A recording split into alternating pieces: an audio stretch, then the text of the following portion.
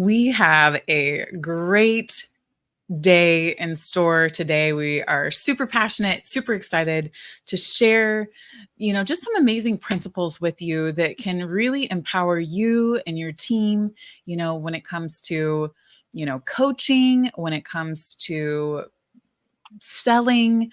There are just so many parts of your life that today is going to cover and impact and just give you some freedom and possibility of what you can create next. Yeah, so let's jump in. We're going to be talking about empowering everyone around you. It's not gaslighting, it's lighting a match. So, gaslighting is a term that I feel like is thrown around this day and age. And so, when you think about what gaslighting is, it's a form of psychological manipulation in which a person makes someone question their reality. So, just knowing that definition, you may be thinking, oh, got it. I've had that happen to me before. And so really we're just going to dive into like how can we really like use our words to create life and light in someone, not use it as a form of manipulation, but as a form of inspiration and empowerment. Yes. So if you are excited as we are today, this is going to be awesome because, I truly think that that is what distinguishes a great leader, a great salesperson. There's just so many people that you can think of like, wow, if you can really serve from that place of empowerment, the impact that you can have on individuals is just really, it's profound, and so that's why, it's really crucial that we define what's the difference between gaslighting and empowerment, because I feel like gaslighting is such a buzzword right now, and the last thing that we ever want to do is really make someone question their reality. But when you can help them see a new possibility, because I think once upon a time when I was brand new inside of the industry and I was hardly making ends meet, I think uh, if somebody wouldn't have helped me paint a bigger picture, if I wouldn't have been able to find, some mentors here and there to surround myself with, I would have never been empowered to keep making bolder moves and bigger moves. But, if you can totally tell the difference between when someone is wanting to empower you and bring you to that higher vision versus if someone's just making you question your reality. And so today we're going to dive in deep to see what is that secret formula? How do you uncover your own greatness as a leader, as a salesman, whatever it looks like? And how do you help your team uncover the same? Yeah. So let's talk about lighting a match to kick us off. So when you think about empowerment, you're really thinking about supporting and encouraging others to reach their full potential. So when you're in that empowerment phase, there will come a time where you have to give constructive feedback. And we like to say that feedback can be a form of love. Now, I know that sometimes you'll be like, Jen, you're crazy. I've gotten some feedback before and it was not very nice. But like if it's done and with the right intentions, feedback really can create a transformation in your life. And so when you think about that, like when you're first bringing on someone new, or like when you were first a new salon owner, like to really understand what feedback is, and that if it's done, like I said, with the right intentions, how that really can create a transformation in your life. I know that I've gotten constructive feedback and I was like, wow, that was really great. Like, I'm going to use that to make myself a better person. And so that's one area that you want to look at when it comes to lighting that match is really just helping people, like people see their blind spots. Hey, like if you were able to do this, or if you were able to do that, or if you just gave a little bit of more, ask more questions during a consultation, like that client would be so much more bought in. They'd buy more product. They, would reserve their next visits. So really being able to give that constructive feedback helps you to celebrate someone and help them see something they never saw that was possible for them. Yeah, Jen, I love that you talked about that because, I think that that's one of the crucial things to talk about when you do first bring on somebody new to your team, is how feedback can be a form of love. And, because a lot of people grew up in their families or, in school or wherever it was that they experienced this, where feedback was given in a form of blame or shame. And so it wasn't necessarily given to help somebody become the best version of themselves. It was, truly given to them to either like squash them down or, make them question their reality or whatever it was. And so I think pointing that out, we like to with the companies that we work with, we like to do the feedback is love, flip chart to share with somebody where you just talk about like, hey, what's the difference between the two? Because a lot of people, it can be triggering when they get feedback because they've gotten feedback in that form of blame or shame before. And, just really helping them say like, hey, like, we're at this point on the mountain, and you're starting your summit to the top, and so we're going to look back and see you, and we're going to throw you a rope that's going to be in the form of feedback, and then we want you to catch it and start climbing up, because our goal is to get you the highest that we can get you. And so part of that is going to be that you're going to get that feedback in the form of love. And so you'll know it's different when it's somebody wanting you to grow and get better and have a new reality, that feels like a place of ease for you eventually. Not always in the beginning does it feel easy, but eventually you want it to get to that place. And you can even point out to your team member like, hey, sometimes it might happen with a guest, like we're still going to love the guest through it unless it's abusive, you know what I mean? But we'll still love the guest through it, but sometimes they're going to give you feedback that's like in the form of blame or shame, and that's just because like, hey, not everybody has all the development that we do, and we're not judging them.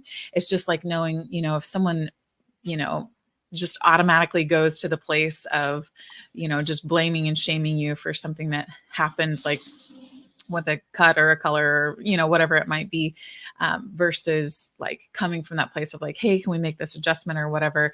That's the difference between like blame and shame, and then feedback in the form of love, but then also coaching your teammates like, hey, how can you create that space where you're not inviting negative feedback, but where you're creating that welcoming environment with your guests that they feel safe to give you feedback if it's ever necessary. And so I think setting that up in the beginning with a new teammate is crucial and key, and really can help teach that difference between lighting a match and gaslighting for sure.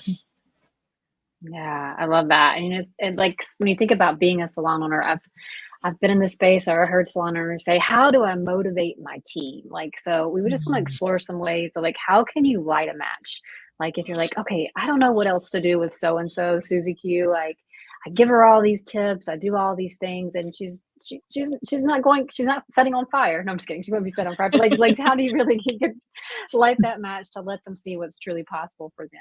And so, I think, motivation can be so many different forms and ways to do that. But I really think a lot of times what some of our missing components are really getting present and connected with that certain person that's not being motivated, and understand what's important to them, and having conversations that really help foster their talent, to help them see what they're fully capable of, and to really create that work environment where they can thrive. So an example would be, let's say you have someone that did a haircut on someone, and the client called back and complained.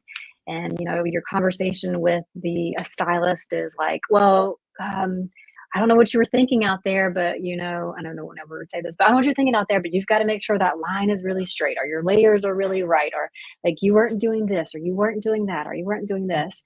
And like that really just beats a person down. So if you can approach it from the standpoint of, hey, you know what, let's look at this, and let's look at all possibilities. Like, what do you think really happened during that visit? What do you think you would do different next time?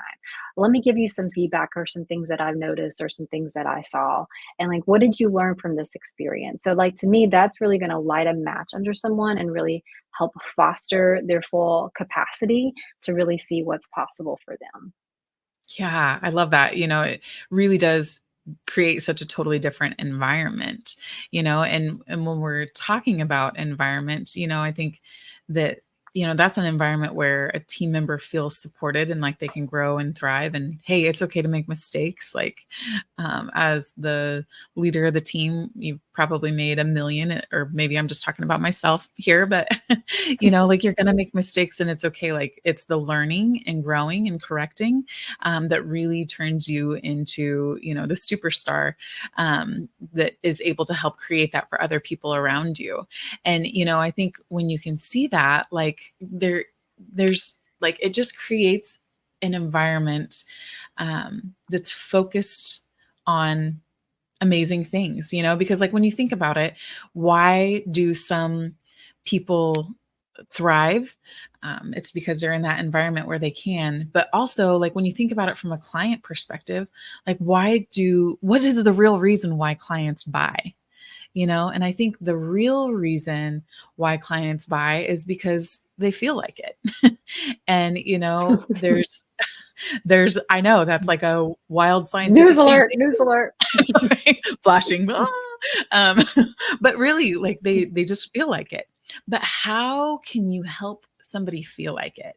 Because I think no matter what you're doing, whether it's in you're coaching your team or you're supporting your clients to feel like they can buy, there's going to be a million facts that are like thrown out every day. Like there's going to be a fact, like your customer is going to come in, your client's going to come in, and they're going to say, "I've got frizzy hair. This sucks." Like, well, okay, so there's always a positive and a negative to every single fact that gets thrown out.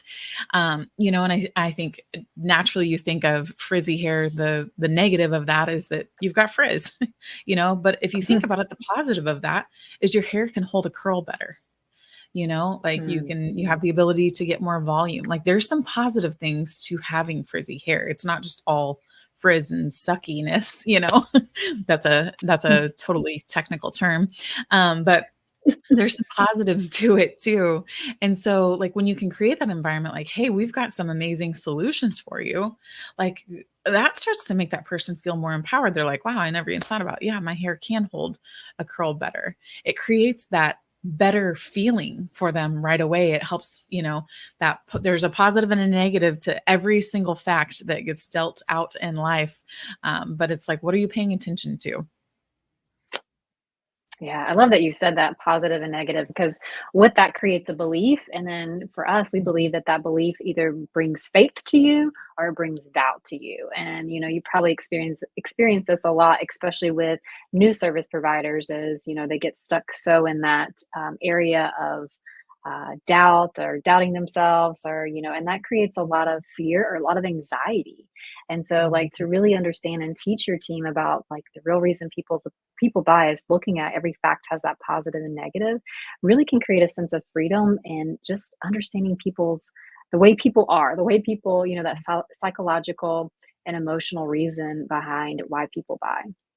Yeah, and all of those, like that belief or that doubt creates a feeling inside of us. And when you talk about like why do people buy? Because they feel like it. Like if your consumer feels a lot of doubt around a situation, they're not going to feel like buying something. But if they feel a lot of faith in something, then that's going to create that positive feeling. So a fact's going to come in, they're going to tell you some sort of a fact, there's going to be a positive and a negative to that. That's going to be what they're focusing on. And so when you focus on it, like Jen said, there's either going to be that faith or belief, or there's going to be that, anxiety or anticipation or doubt, that's, connected to that negative feeling. But when we can focus on the positive, not in a gaslighting way, we're not, like if there's ever like a real scenario, like all I can think of is morbid scenarios, but true scenarios where, where it's like, okay, this is not a good situation. Like if, somebody loses a pet or something, you're not going to be like, well, you're not going to have to go outside anymore. No, that's terrible. Like this is a real thing. Sorry for going morbid on you guys, but it's hard to think of a situation where that would be gaslighting. You know what I mean? But like when it's something like hair related, or like your team member is trying to grow in a certain area, like they want to get better at balayage, or they want to cut down their time that it takes to apply a highlight or whatever it is, focusing on those positives and what they're doing well at gives them more faith. It gives them more belief in themselves. And when they're connected to those feelings, that's when they feel empowered, you know? And when they're connected to the opposite, that doubt or fear or anxiety, that's when they feel like it's a dead end, like they're powerless. They have absolutely no power over the situation. And if you've ever worked with a team member before, maybe they've gotten a bad review, and they just feel like defeated and powerless. Like it's because it's all focused on the negative. And so your role as the leader can be like, hey, let's learn from this. Like, because there had to be some stuff that went right during the service. It didn't all go wrong. Most likely you probably, maybe you didn't get water in their ears when you were shampooing them. Who knows what it is? Let's look at some of those positives, because like if somebody beats themselves up enough, that's when they walk away and leave the industry. And that's why I believe that, the salon owners that we work with really disrupt all of the statistics inside of our industry, because they can lead from that place of positive leadership and help somebody see what they're truly capable of and keep them connected to that higher empowerment, versus like if somebody's not on a team, they're, just stuck in a closet side space alone, that can feel very disempowering. Like they're just focusing on those negative things around them and just, creating more havoc in their lives. And so, I think when you're able to lead from this space and also create that environment for your guests, that's what makes them want to buy. That's what makes your team want to continue to grow as well. Yeah. And so you're probably thinking, oh, this sounds amazing. So, what are some strategies for empowering your salon team? And I think, one of the most magical things you can do is really have regular training and sessions where you help them see what's truly possible. Like teaching things about looking at the facts and looking at the positive and the negative and how it either creates faith or doubts. Like that really can help make a contribution to them. And so, like Mhm. working on this during salon celebrations, and like putting like mindset is one of the first things that you work at when you have a new hire. Like things like that will help to really empower your team from the beginning, so they understand all the ins and outs that you're creating in your company. Yeah. And so if you have a question, if you have a burning question as a salon owner that you would love for us to give you some advice or feedback from, obviously a place of love, we would love to do that. So shoot us an email, hello@thephdprogram.com, or you can text us at 855-650-3445. And we'd be happy to answer any of your questions. Truly, we think that that's the way that our industry gets the beautiful reputation that it can, is when we're able to create more of this ripple effect inside of the world. Like not only does it empower our team to grow and become better, it empowers our clients to, love us more, and also, spend more money inside of our spaces. And, it really helps people in their personal life outside of work too. So we're grateful for you tuning in today, and we can't wait to hear from you. All right.